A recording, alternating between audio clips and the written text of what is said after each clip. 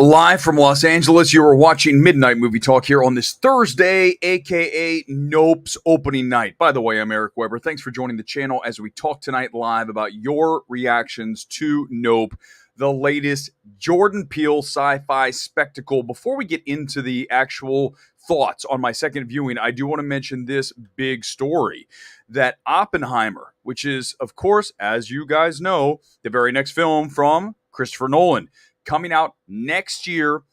Give Universal a lot of credit. So here's how it worked. I went to go see Nope tonight, and I'd heard that the Oppenheimer teaser trailer was going to be attached to it, but I assumed it would be in the regular, kind of with the regular trailers, right? So we got, I don't remember what the heck the trailers we got tonight. Remind me of what trailers you got. That's what I want to find out.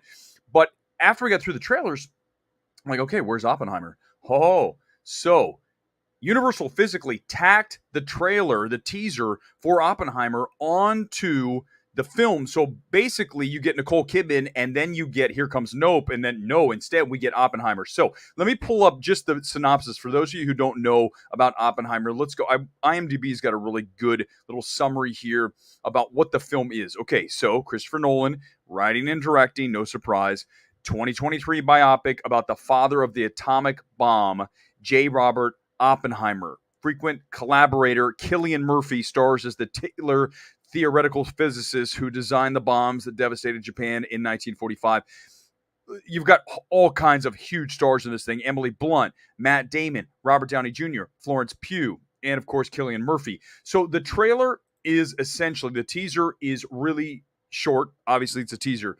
You get a black and white image of Cillian Murphy as Oppenheimer, and in typical Nolan fashion, you get this massive audio flourish that he is so renowned for now. Let's just pray that in Oppenheimer, which comes out here in 2023, that we don't end up with a film that you don't understand, like we have with Tenet, like we got with Interstellar, where he buries the dialogue. I mean, it's like, I get you want to do some things, but please, let's not bury dialogue that's essential to film. Let's hope that Christopher Nolan has moved on from that.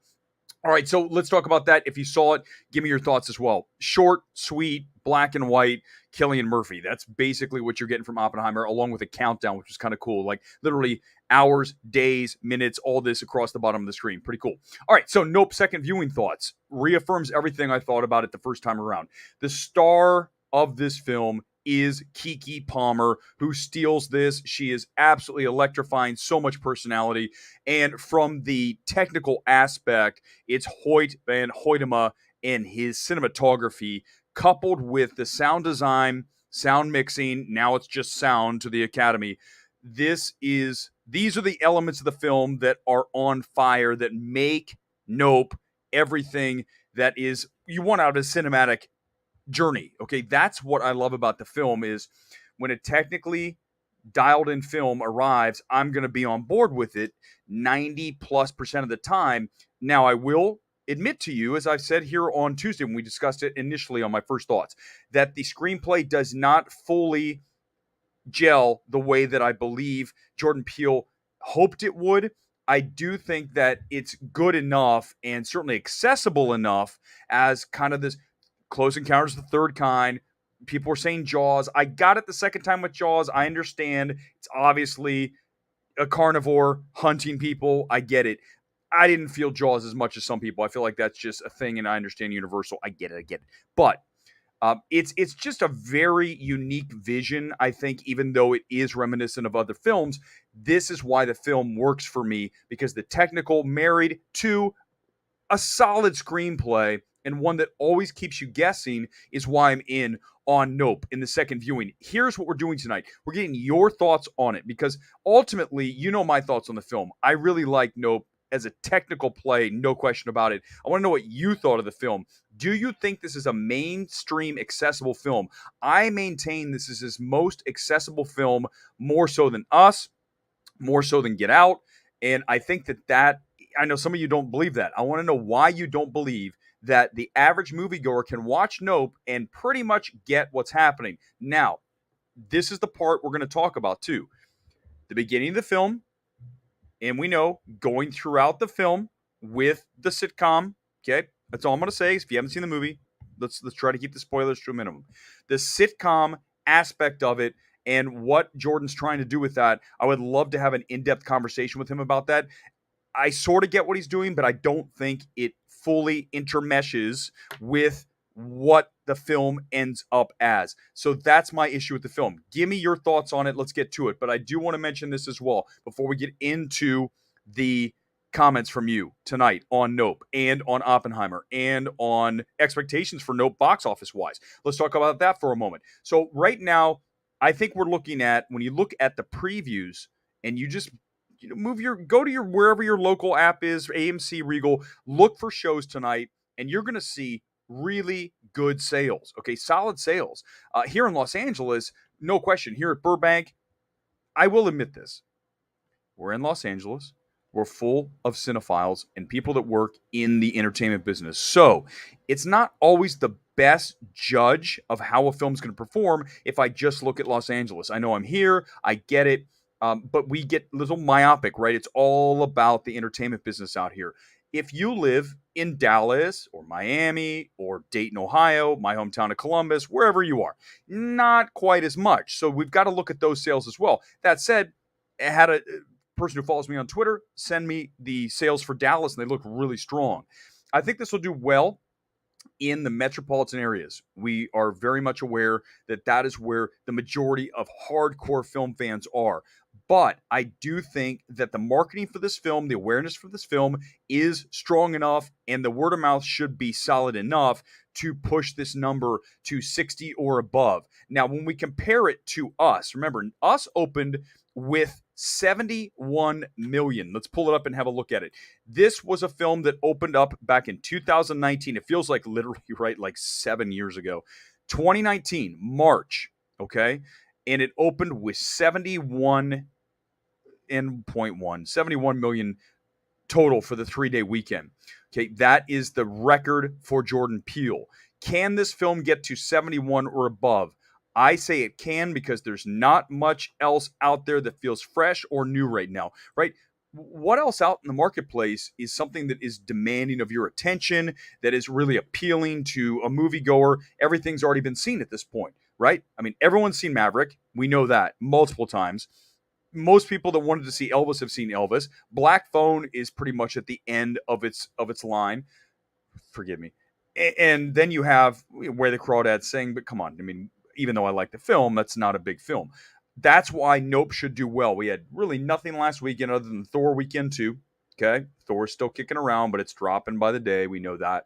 And so now you have this new film, and it's intriguing, and it's unique, and it's Jordan Peele, who people know. So it really feels like a minor event film. Okay, we're not going to see an event film like an MCU or Jurassic World or Star Wars or some kind of major franchise, even Minions we just saw.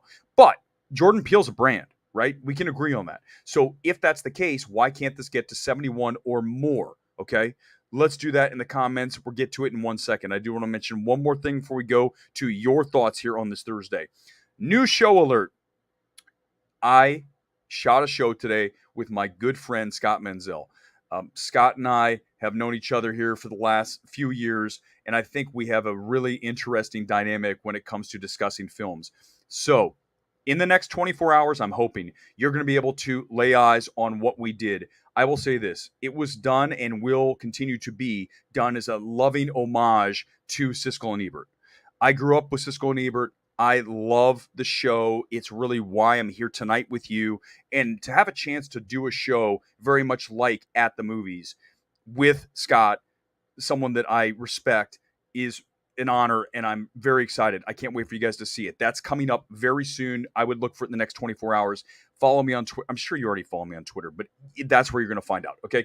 And lastly, before here come the comments, tonight's kit is Nottingham Forest moving up to the Premier League this year, even though last year is the championship.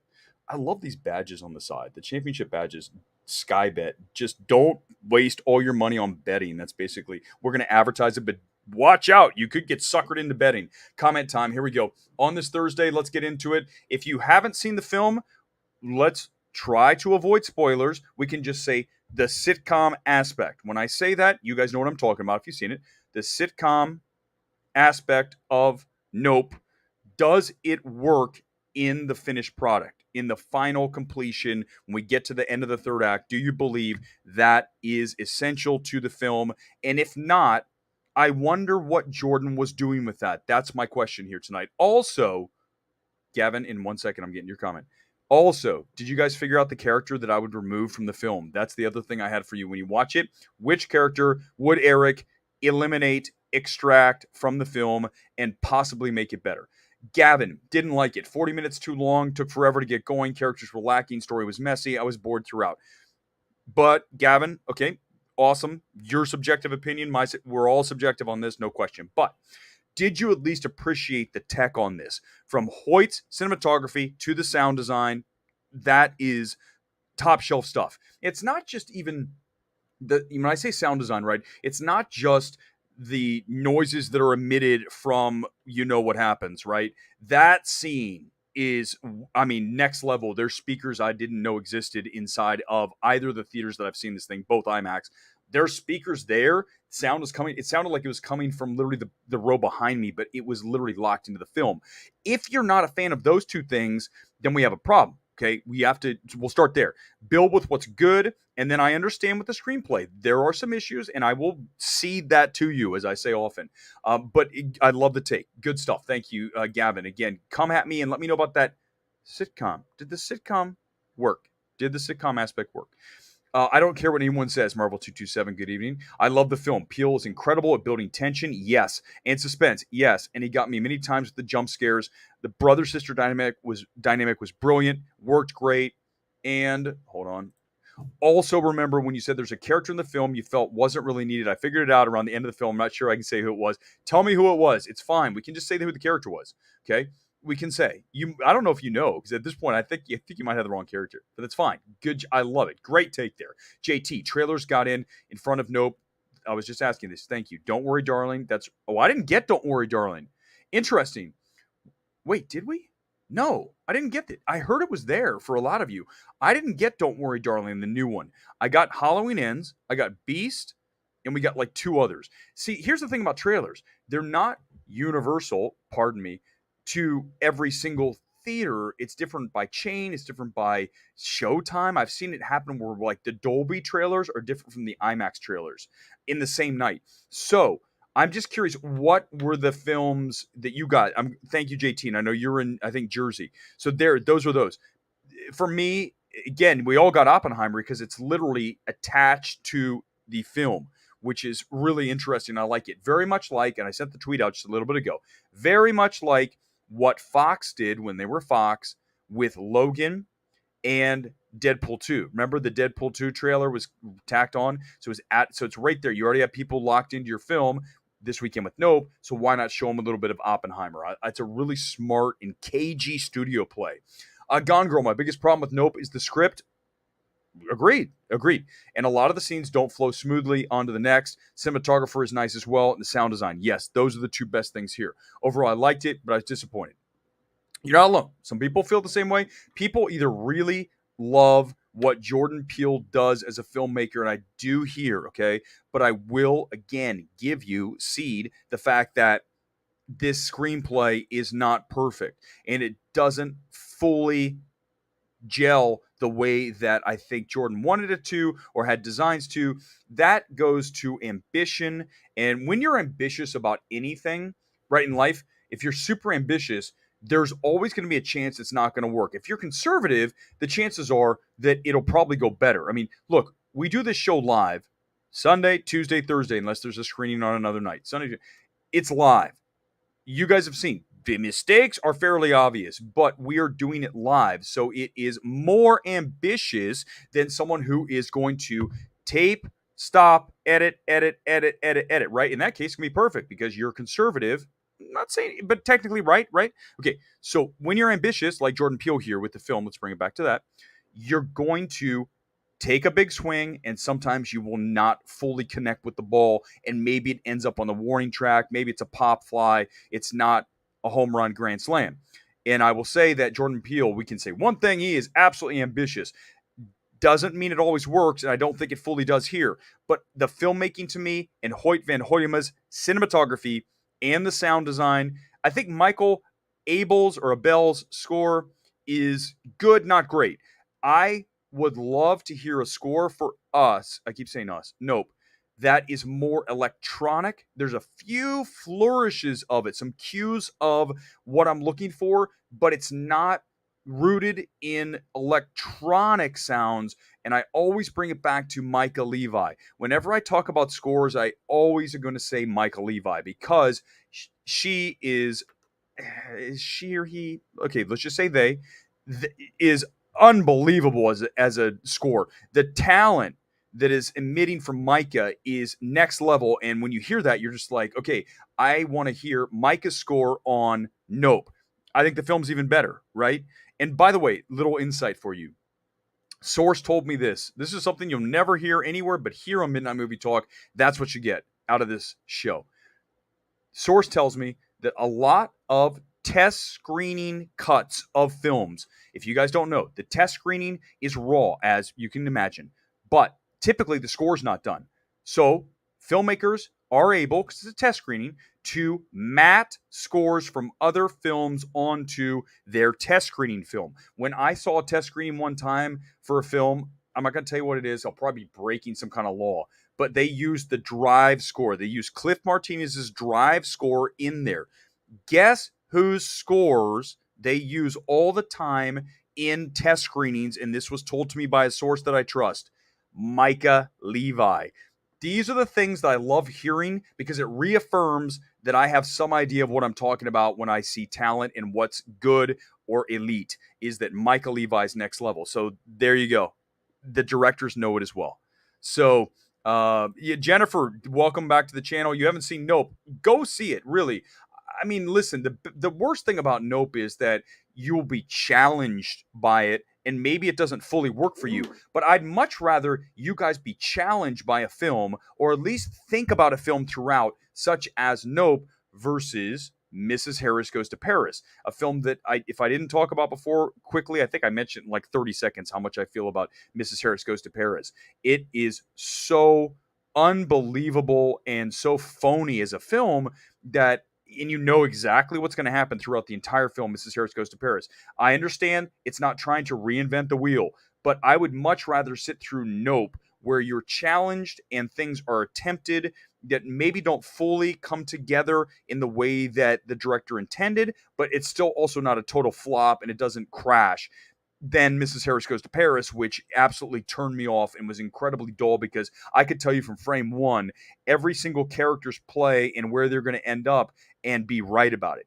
I think if you go to see Nope, you can't tell me what's going to happen in Nope. You can take a guess, but the chances of you being right are slim to none. Versus Mrs. Harris, you could watch like literally the first 15 minutes and say, here's what's going to happen. Everything's going to be wrapped up perfectly in a bow. And I just say, give me the challenging film. The more challenging film is always going to be something that I'm more drawn to, more attracted to. Rob, Nope was very hit or miss for me. I didn't flow as smooth as I hoped. There were several elements in the first two acts I loved. The third act was disappointing. The ending very anticlimactic. Having seen it now twice, I agree. I will absolutely say that the third act is not the best part of Nope. The first and second are stronger than the third. That's not great when we're talking about a film. You really want the film to stick the landing. That said, I don't think that Act 3 / the end, the conclusion, destroys the film. I just say for me that the things worked, the things that are good in this film are really strong for me. So when we get elements of the film that are, as we'll call, elite, then I am going to have a higher grade on that film than a film such as Mrs. Harris Goes to Paris, which is not attempting to do anything.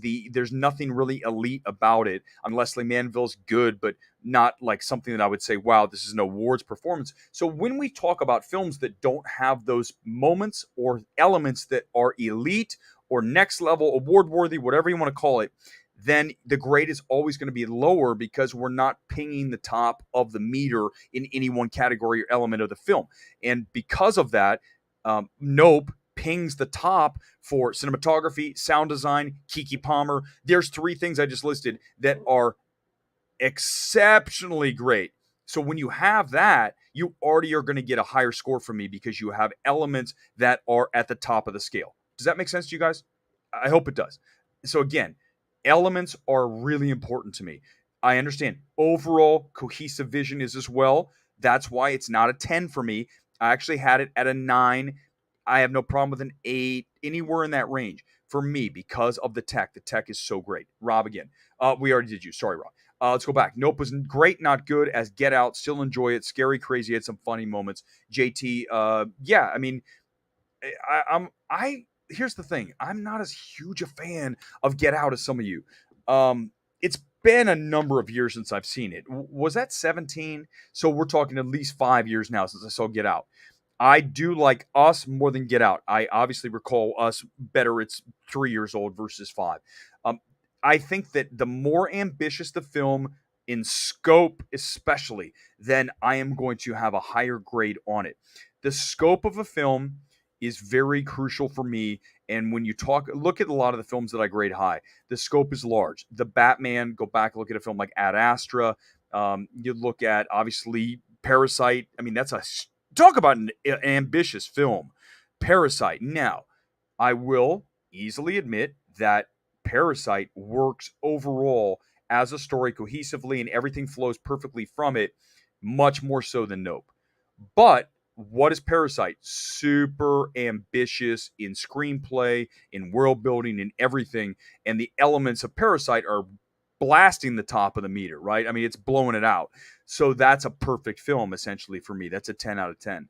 But Nope, because of those elements, is up there high. But great comment. Thank you, JT. Let's keep going and keep going. Da, da, da. Hey, Marvel227, again, the film worked great in IMAX and the sound design was insane. There were things I heard in the movie I hadn't heard before. That's it. The sound design in this film. When the thing happens with the people. Isn't that good?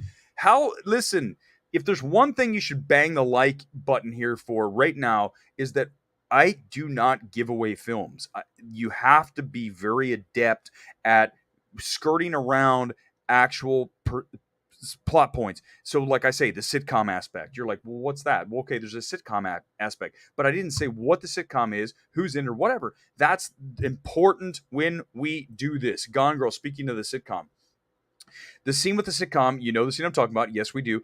I think it went on a little too far and kind of took me out because it was a bit disturbing. It was super disturbing. That scene, the sitcom scene, let's just call it that. When we get the final reveal, we get the full reveal. That is, oh, talk about tension. How tension filled is that scene when the reveal of the sitcom happens? You're like, oh my God, that is really, there's a elite pinging the top of the meter scene, and that's Jordan Peele at his best. Now, again, I agree. The sitcom, what is trying to happen with what he's trying to do and tie in the sitcom to the film Nope, it's extremely ambitious as a storyteller. And Jordan wrote the script, as you guys know. It doesn't fully gel. It doesn't fully mat. It doesn't mesh the way that I think that you're looking for. When you look at films like, some people have called this his Signs, and I would say that's the most accurate description for me. It's very signsy, okay? Now, Signs, even though we've seen Signs, so I can ruin Signs. Come on, guys. When we find out that the alien gets destroyed by water, it's not like the biggest eureka thing, but I still think it works in that, right, we know that the glasses are full all over the house so that they can use them to douse on top of the alien and he dies. I think that's what I was looking for in this sitcom Nope situation, right? A more complete why is it there? Now, I had someone who saw a test screening of Nope tell me that there's something missing. I need to get the full story because if what I think I heard, I have to get it confirmed about the test screening, I really wish it was in the final. And that's one of the things I wish I could ask Jordan Peele. If, I got to confirm it again, but if what was in the test screen is not here and I know what that is and it makes it better, I want to know why isn't it there. Some filmmakers will do this. They will purposely extract something from the story to make it more nebulous, right? To make it more of a conundrum for you. And you're like, well, it's not as direct and it's more, it's obtuse where you have to make your own judgment about it. There are times where I feel like that is damaging to a film because it's overthinking it. And I would say Nope would benefit from more of a direct tie-in from the sitcom aspect directly into the main thrust of Nope. Okay, when you see it, you'll know exactly what I'm talking. So that's what I'm saying. There was a film recently I saw the same thing. It was, well, we can use Power of the Dog. Okay, so Power of the Dog. I, we've all seen Power of the Dog. I think it's fair to discuss it a little bit more in depth than it is a movie that came out tonight for you guys. Power of the Dog. As you guys know, I imagine you watch it. I hope you have. Jane's filmmaking deserved Best Director. It's very handsomely crafted film, okay? Expertly screwed down. It's just so well oiled. Okay, and just quiet, which I like. Here's what I'll say about Power of the Dog. We know what happens, right, with how it ends. There needs to be a scene for me that is a flashback that shows me the moment it happened, is more direct. Now, it's, in other words, almost bashing you over the head. Now, apparently the book does. Jane decided to remove it. I think Power of the Dog is better if you literally show it and almost smash someone over the head. Now, when I say that, I don't mean to like linger on it. I mean a quick flash, like bang, like a quick edit, right? That shows you that, and then you go, oh, because listen, a lot of film moviegoers aren't as smart as other people who can put things together. They go, I need to have it shown to me. And sometimes I think that directors think, well, I don't want to show this. I want them to think about it. And sometimes I think the better answer is actually to show it. Okay. It's a case by case basis. But in Nope, I wish that Jordan Peele had shown us literally how the sitcom directly impacts and intersects the actual story of Nope, the aliens. We'll just say the aliens. You guys know there's aliens, okay? So tell me if I'm on the right track on that. Rob, I think it's beautifully shot. Peele's best directing today, yes, especially the night sequences. Amen. Sound design, acting are excellent. Overall, I'd say it's step below Get Out and a step above Us. Okay, so you have it number 2. Hey, Dolce. Good evening to you. Close Encounters vibes. The part of the sitcom didn't fit well. I want to know someone who thinks the sitcom fits, because it doesn't. And tell me how it does. It's very it's hard to discuss without ruining the film, but I think we're doing a good job. We're saying the sitcom doesn't mash into the film as well as it should, right? So there. The Oppenheimer teaser was nice. I'm a Nolan fan down to the bone. I hope this gets him his long-awaited Oscar. What's the release date? Give me a second. I got to get the release date. It's got to be like next summer, right? It's next summer. Let's get the date. Oppenheimer date. Okay, so I think it's next summer. What's the exact date? July 21st. So we're really looking at, oh, how perfect, exactly a year from tonight. 1 year from tonight, Oppenheimer will be out. So here's the challenge. How many times have we said this on Midnight Movie Talk? Here's the challenge. When a movie comes out in July, it's very hard to drag that film's momentum all the way through award season. Guys, we have 5 months to get through now. It's only 5. I mean, we're over halfway through the year. We have 5 months to get through. So think about this. Over the next 5 months, how many new films are going to come out? That's what's going to happen with Oppenheimer next summer. It comes out like tonight, and now you've got to drag that all the way through award season until people start voting at the end of the year. Very hard to do. That's going to be the problem for Oppenheimer. I mean, it's Nolan, so we know that it'll be in the discussion because all of his films are at least in the discussion for every single possible Oscar across all 23 categories. So, I mean, actually, we got to remove a few because obviously it's not a short. So let's get rid of 3. But many numerous categories for the Oscars. JT, my showtime for Nope today was not sold out. There was a couple of people in the theater. Wow. See, this is what I talked about at the top of the show. It's dangerous, and I admit I fall into this, to assume that the rest of the United States or the world, for those of you watching from overseas, is the same as Los Angeles. We do live in a bubble here. I've said it so many times. You guys are aware. Come on. It's the entertainment business capital of the universe. The studios are quite honestly down the street. I can walk to Disney. I can walk to Warner Brothers. I'd prefer riding my bike. It's very close. Universal's another 2 minutes from Warner Brothers. I'm down the street from all these things. Therefore, it is the center of the universe when it comes to entertainment. So you get wrapped up in everybody's interested in this film. And when I go over to AMC Burbank, which is again in the center of the entertainment universe, and it's sold out, I say, oh, look at this, it's sold out. But if you go to a smaller town, smaller market, even Denver, which is not a small city, obviously, but let's use like San Antonio, Texas. If San Antonio, Texas is not LA, so San Antonio might be half full, third full. We're going to find out the number tonight for tonight's number, right? The preview number. We'll get that tomorrow morning, and then we'll be able to take that number and to project it out to see what we think the weekend's going to be. I think it's going to be a solid number. Let me see what us. Give me 1 second. I want to see what us did on its Thursday night. Us Thursday preview. I should have had this. I mean, this is what I get for going to the movie and coming out and not having this in front of me. Let's see. It's going to take me a second to find it. Someone do it for me if you can.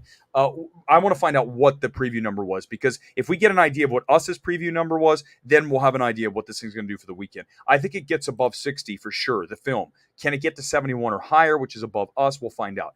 Wasim, like I said, overseas, good morning. It is morning for you. It is 9:30 here in Los Angeles. Would you say Peele is the standout of the film in terms of direction, like Ty West in X or Matt Reeves in Batman? Yeah, these are, you know me well, Wasim. Absolutely, this is another director of merit. For me, when you talk about extracting a director, then you are definitely going to go ahead and put Reeves in there. You're going to put West in there. You're going to put Kaczynski for Maverick. I'm going to put Lerman for Elvis. I'll put Peele for Nope. That said, Nope is not going to be an Oscars film. It's too early in the year. I don't think the reviews are strong enough. I don't know. We'll find out about box office, but I don't think outside of sound, it should absolutely be in sound and cinematography. I said this on Tuesday. The top two things for this are cinematography and sound. The third would be Keke Palmer, but only if Universal decides to slot her supporting, because even though she's really a lead here, remember what I said the other night. Supporting is easier to land because the voters are not looking for as much. In fact, if it's a large supporting role, which really is a lead, that's better because it gives you more meat on the bone for that role. So if I'm Universal, I'm slotting Keke supporting, and I'm trying to land that. Not saying it's going to happen, but do you see how that works? You see how that works. That is all a process, and it's strategy from Universal and their FYC campaign. Universal, if you steal this, I swear to God, pay me at least a consulting fee of some sort. I literally just said slot Keke Palmer supporting because that's her best shot. And maybe what if she landed? I don't think it's going to happen, but it's a better shot. Did you see LA County's medical officer and business are pushing back against the need for masks? Guys, quickly, I don't like to do too much politics. I'm only going to say what I always say about this. Aaliyah, thank you for bringing it up. Masks and mandates are an individual choice. I will always side with the person individual right. Okay, as long as they are not being reckless in the eyes of the law, and I mean traditional eyes of the law, such as driving down the street going 600 miles an hour, running red lights, violent assault, robbery, these things, okay? Breaking the law. As far as wearing a mask or not wearing a mask, I believe that is your individual choice. I will always believe that. I do not expect you to protect me, okay? Other than not drive down the street at 100 miles an hour and like crash into me, okay? That's asking you not, that's protecting me. The rest of it, I understand in life, it's assumption of risk, okay? So when I leave my house and I go to the movies or I drive to Orange County or wherever I'm going, I understand there's always an assumption of risk, and you can mitigate it as much as possible, but ultimately you cannot completely absolve it. You will have risk in your life no matter what you do. I do not expect anyone to keep me safe, certainly not the government to say, hey, everyone wear a mask to keep everybody safe. That's my personal feel of it, okay? You can have your own take. That's how I feel about it. So that's all I'm going to say. So I'm kind of glad there's some pushback because I believe it's an individual choice. If you want to wear one, go for it. If you don't, don't. I think that's the best position. Tell me how I'm wrong. Because someone's going to say, well, it's wrong because you're not protecting other people. I just explained to you my stance on that. We can't expect other people to protect us. I don't expect my neighbors, short of like something horrific happening, I don't look at my neighbors as like needing to protect me. I know you guys know where I'm going here. I hope that you give it some thought, is all I would say. Give it some thought about how you feel about it, because I think ultimately it is about the individual choice, and that's the most we can ask for. I think that's it. Okay, good. The character you would extract from the film was Stephen Yeun. Yes, that's interesting. There's a lot of characters that you can extract. I think that I would agree, but they needed to have Jupiter's Claim. They needed to have his theme park thing. So you have to have that for that to expand the world. Okay. I'm gonna tell you right now which character, and I don't even know the name of the actor. The kid who plays the Fry's electronics. Hold on, I gotta look him up.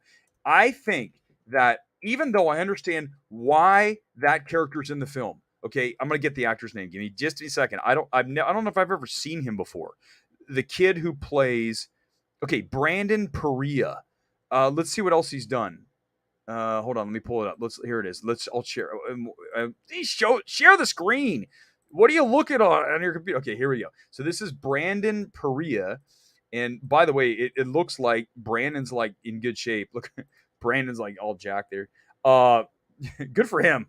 Gym goers unite. Okay, let's go. Brandon Perea. Okay, so good looking kid.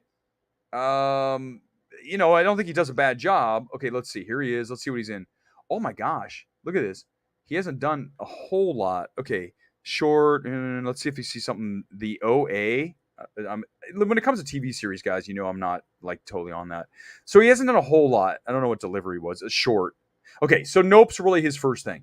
Okay, would you agree that Brandon Perea's character in this film, he is the comic relief? We can agree that that is what his character is there for. The Fry's sales guy, tech guy, to come help set up the surveillance cameras. You guys have seen the trailer. We're not giving away any spoilers here. But other than comic relief, which is what he provides throughout the entire film, I don't think the character's not necessary, right? We can agree. They can set up their own cameras, whatever. It just isn't an essential part. I think Jordan Peele, as you guys know, has a background in comedy, and he really wants to inject that into his films. I am thinking that Nope is better with a lessening of the comedic elements versus an enriching of them, right? So Brandon's character is the one that I would say can go, and we can get our humor from Kiki. Kiki Palmer is, you guys, if you've seen it, you'll notice it within seconds. She's the heart of the film. Her energy and her personality, you gravitate to it. You don't really need anyone else. Just have Kiki do the humor throughout the whole thing. So I think that the Fry's salesperson is the one character I would get rid of, but I understand what you're saying with Stephen Yeun. Okay, they both make sense to me. It serves zero purpose. Well, remember, we said the sitcom element, which is Stephen Yeun, right? The sitcom element is not perfectly dialed down and screwed down to the actual script, to the way that it finishes the way you want it to finish. It just feels like, what was the point? And again, it goes back to that test screening and a scene that's not there. And I'm like, wait a second. Now, if I know that makes sense. I hope that's not the case. I'm going to confirm it. I don't want to talk until I have it confirmed. Tell me what you think. I didn't see it. Gabriel, thank you for joining tonight. I didn't see the new trailer. They didn't show me Don't Worry, Darling, which is crazy. Isn't that weird? Because in the premieres at Venice, which is coming up soon, I do have high expectations. But my problem, here's the issue. I'm going to watch the trailer when I see whatever the next movie is. I'm sure I'll see it. I saw the first trailer only 1,000 times in front of every movie that I've seen in the last few months. Don't Worry, Darling's primary problem is the September date. I understand it's debuting at Venice, but it also comes out theatrically like the week after. Here's the problem. Anytime you look at a September release, you're looking at a very difficult awards play, and it also tells me that Warner Brothers and or whatever studio dates a film September does not have ultimate confidence in that film, in that project. Because if you thought Don't Worry, Darling was a true awards player, an Oscars contender, you would not have it come out in September. You would have it come out in November and have it debut later, because you don't want the buzz to wear off, which is what happens to any film that opens in September. Here's a great September movie for you. Ad Astra. Now, granted, Fox / 20th Century was just purchased by Disney.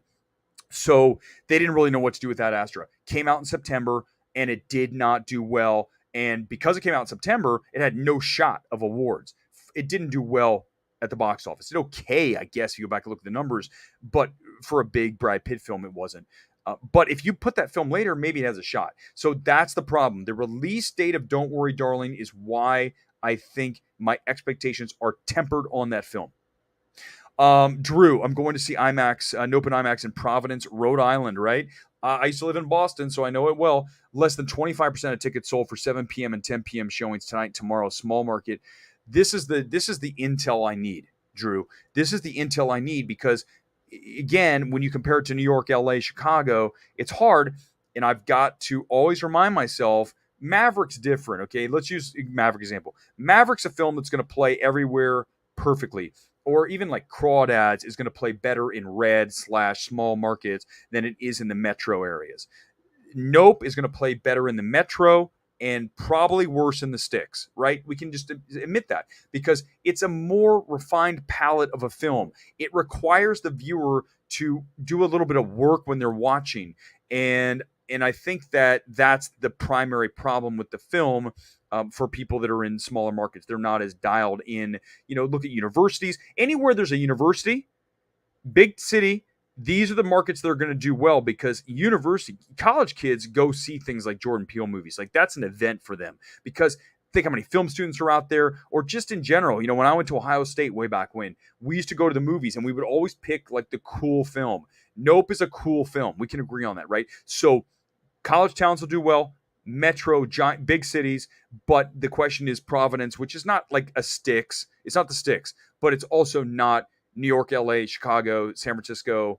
But I saw Dallas was doing well. I mean, Dallas is a top 10 city, right? I just don't know. It keeps growing, so it might even be closer. Is it probably top 5 at this point? But Dallas is doing well tonight. So we're going to find out. Again, tomorrow we'll get that number usually about 8 our time. That's 11 East Coast. We'll get the Thursday preview number. I'll send it out as soon as I get it. And then we'll be able to project what the film will do. It's not with any great certainty, but at least we'll know, was it in line with us? And then us went to 71 million. If it's in line, then you can easily make the jump that it'll do a similar number. If it's under, then obviously we can assume it's going to be under. It's very, right? I mean, hello. If the number's bigger, it could go higher if it's under. But that doesn't mean for sure because it could be one of these films that people run out to see and then it tapers off over the weekend. I think we're in a space now with movie going, with Twitter for sure, that if you haven't seen a film like in the first 24 hours it comes out, you feel out of the conversation, FOMO, all that stuff. So that's why I think these Thursday screenings are growing. You look at the numbers, they're getting bigger and bigger and bigger because people now want to see a movie first. And one of the great luxuries that we have in what I do in film journalism, as I like to call it, I'm more of a journalist than anything else, but evaluator, critic, we get to see the films even earlier because they want to show it to us first to get the word out, whether it's good or bad, and then to let our audiences spread the word. Obviously, they want good stuff. They don't want bad things. But we saw Nope on Tuesday. But I think people really want to see films first, right? Am I wrong? Who doesn't? Everybody does. Because look tonight. If you're tuned in tonight, the chances are you either saw it or at least that I'm not going to ruin it for you. There's 100% proof of that. That's going to happen. I'm not going to do that. Aaliyah, verified audience score is 78%. Okay. After watching it a second time, I might have been a little bullish on that A-. I think B+ is the bottom. I don't think it gets below B+. And why? Because of the ending. That's all I'll say. Because of the ending, and that's it. Remember what we said? We always say this. Cinema score is tied to the upness of the ending. You can quote that. The upness. How up is the ending? If the ending is a real downer and everyone in the film dies, I promise you the cinema score will be like a D. Okay, or it's just terrible like Men, then it's a D, like really borderline unwatchable along with Crimes of the Future. Never got a cinema score on that. But if it's an up film, the chances are the score will be higher because people feel better about things when they leave. The average person who watches a movie doesn't want to feel depressed at the end of it. That's why films that go down, especially horror films where, let's say Pet Sematary, the remake, whole family dies, right? It's like, that's dark as hell. By the way, I'm not ruining a film from 3-4 years ago. No, that I will do. I'll spoil old films. But when it's dark like that, cinema score is going to go down, okay, because it's super depressing and people don't want to feel that way. The ape was the character. Marvel, that's good. That's good. The ape was the character. That's really good. Mad respect to Peele, though, in a world full of sequels or franchises, superhero stuff. I'm glad we have a director like Peele that brings bold, original ideas. That's where ultimately I really am on all this stuff, right? Is like that's what I want to see. Is people taking a swing. Oppenheimer. My God, the poster is just fire, isn't it? It literally is fire. The Oppenheimer poster is insane. Literally like an inferno. The trailer's cool. Like I said, there's the countdown. It's got the sound design that you're looking for from Nolan. But let's agree on one thing. Pray. Let's all say a prayer that Christopher Nolan, who lives, by the way, down the street, he is here near Burbank because he goes to the Burbank 16 all the time. So he's got to be in the general vicinity of Burbank, somewhere within a driving range to make this his home theater. Nolan might have been there tonight, for God's sake. I need to hang out in the lobby more often on a big movie night like tonight. And like, there's Christopher Nolan. He probably was in there, right? With a hat on because he wanted to see the Oppenheimer teaser and then watch Nope. He's a film fan. But Christopher, please do not screw around with the sound in your next film. Please stop burying the dialogue in your film under the score. Okay, even though Ludwig's score for Tenet, Hans's score for Interstellar, unreal. But I need to hear what the characters are saying as much as I love the score. So he needs to stop experimenting with sound. I know what he's trying to do. He's trying to do something cool and new.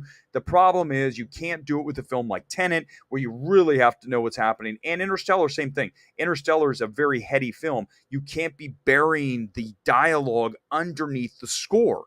These are things that are going to get you in trouble. And I know he's Christopher Nolan, and he's going to get away with whatever he wants. But what did I tell you guys?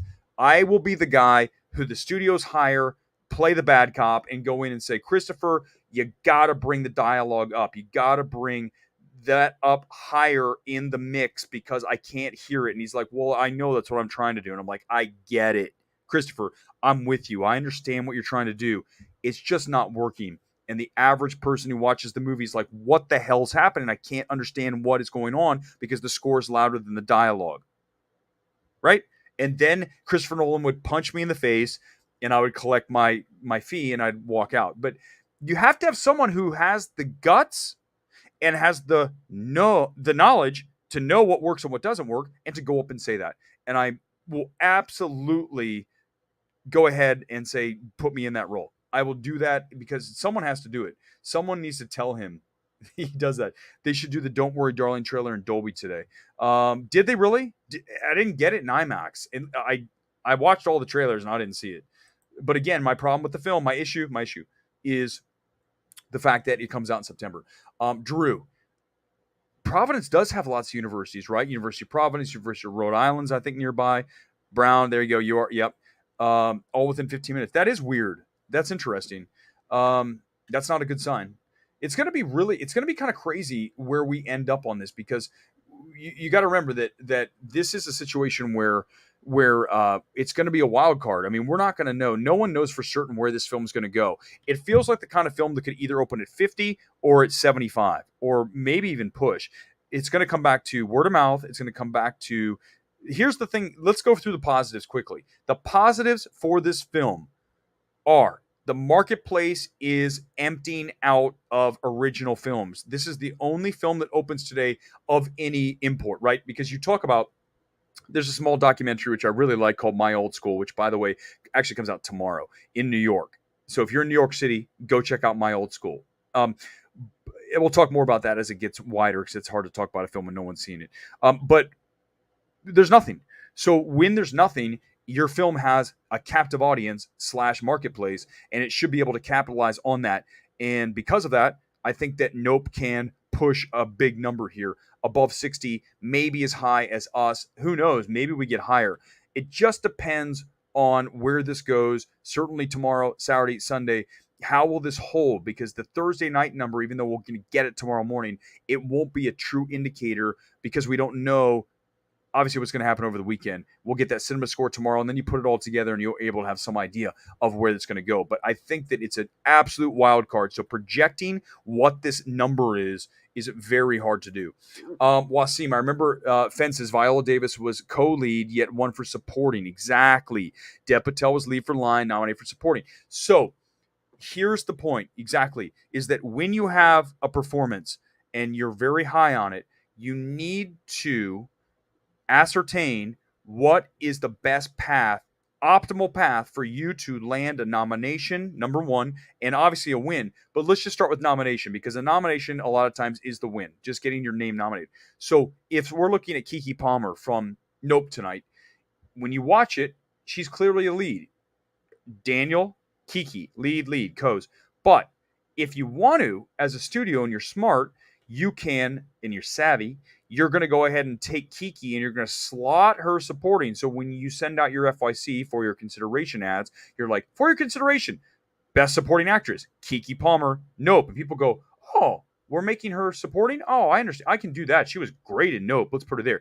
But if you say, let's put Keke Palmer in lead, then you're talking about putting her up against bigger performances, more showy performances, things like that. And that is going to be a recipe for disaster as far as trying to land a nomination, because you don't have the goods necessarily with Keke in the full range. Even though I think she's amazing in the film, she doesn't have like a monologue where you just go, oh my God, she's not playing a historical character, right? When we saw, Renee Zellweger win. Things like that, those are important. So Keke works better supporting. So it's all it's being savvy with generating votes. Okay, so that's exactly right. Viola Davis was co-lead, just like Keke Palmer in Nope, but Paramount with Fences slotted her supporting, and boom, look what happened. This is why we do these things. This is another thing I want to do. Hire me as I'm giving it away for free. This is the first thing I'm doing wrong.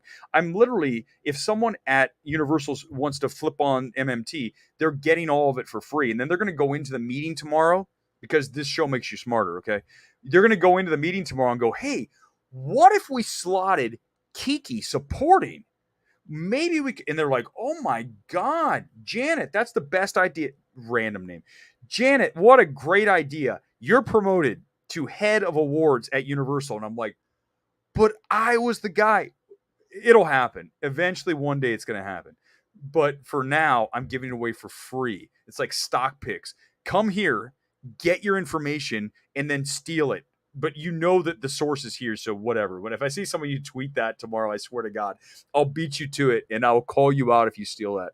All right, let's go to a few more here. We have 8-minute warning. I like to give a 10-minute warning, but remember, we do 1 hour, and we are out. So we have 8. Get the comments in. Get the comments in. I love the sitcom scenes because they drew me in from the opening. The tension built perfectly. Yes. Rob, 100%. I didn't like it because it had zero relevance to the film. That's what I'm saying. The connection of the sitcom to the actual overall story, the pure story of Nope, it's aloof, it's missing, and I want to know what it is. I'm told there's a scene that's missing, and if that's the scene that I think it is, then it makes a lot more sense, and I don't know why it was removed. We need Jordan on the show. I don't think he'd admit it or he'd say it, but I would love to know. Do you think Thor 4 will continue to drop because of Nope? Maybe Marvel should have released it on Minions Day or July 4th. They missed Thor 4's release date. I 100% think it should have come out on July 4th. And just go head to head with Minions. I know that sounds like a recipe for disaster, but in some ways, I feel like it's just important to be first to the market. When we talk about movies performing box office wise, I stated this when we first started. I will state it till the end of time. How your film performs the box office is a big component of that is what happens right before your film opens, the weekend before. So Thor opened up the weekend after Minions. Minions opened at what, 110 for the 3, and for 4 it was the 4th of July, whatever, 130, 140. That's a lot of tickets, right? 100 million is a lot of oxygen and ticket and money taken out of the marketplace. Let's talk about one more thing that's going on right now. People are getting squeezed. We know right now that inflation is insane. I don't care where you live, not just the price of gas. Everything that I buy at the store, no joke, tell me I'm wrong, 20% higher, maybe more. Okay. So not 8, not 10, 20. This isn't an indictment against Biden, against the administration. This is calling reality what it is. Inflation is 20% or more on almost everything that I buy. Okay. I buy protein powder. This is just one random thing. Protein powder. I buy it at Walmart. It's great. The Equate protein powder, okay? If you want to get a good supplement, go get that. It's perfectly fine. It used to be $14.44 out here. Do you know how much the Equate protein powder is now at Walmart? $18.88. That is a $4 increase. So that is almost like a 30% increase in price. Okay, drawing it back to the movies. When you are paying 20% or more for everything that you buy, what are you going to do if your paycheck stays the same? You're going to not buy something. You're going to cut something out that you don't think is a necessity to you. Are movies a necessity to the average person? No. You, me, yes. I'm a single guy. So, of course, I go to the movies. But imagine you're a parent, family of 4, 6, and you want to take your kids to see a film. Let's say Nope. You have some older kids and they want to see Nope. You know how much money that is to go to buy 4 tickets if you don't have A-list or whatever Regal's thing's called. 4 tickets plus concessions. You're talking about at least minimum $100, right?